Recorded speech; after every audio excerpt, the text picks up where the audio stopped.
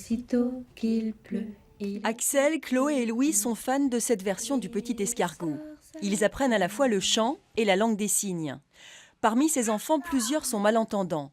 Le personnel de la crèche a donc appris à communiquer avec les mains. C'est sûr qu'un enfant, quand on part, il faudra bien qu'on regarde, s'il nous regarde, qu'on s'assure qu'il a bien compris ce qu'on lui disait. Et puis après, les enfants entre eux, qui puissent communiquer aussi. Donc on signe avec tous les enfants pour qu'ils puissent ensuite se comprendre entre eux.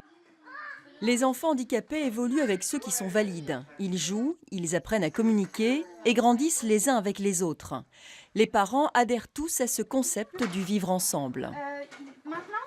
On vit dans un monde où il y a beaucoup de diversité, donc, et aussi des gens non valides. Donc ça fait un premier contact pour les enfants. Enfin, je pense que ça participe à apprendre la différence, le respect, la tolérance. Je trouve ça très bien parce que ça permet d'intégrer ces enfants avec les enfants, on va dire, normaux. Et ça permet qu'ils évoluent comme des enfants normaux pour qu'ils ne se considèrent pas handicapés ou différents. Le taux d'encadrement est plus élevé qu'ailleurs. Il y a 15 professionnels pour 36 enfants, dont une infirmière et une psychomotricienne. Cette crèche répond à une forte demande des parents d'enfants handicapés. Aujourd'hui, la loi oblige les crèches effectivement à accueillir les enfants au sein des crèches.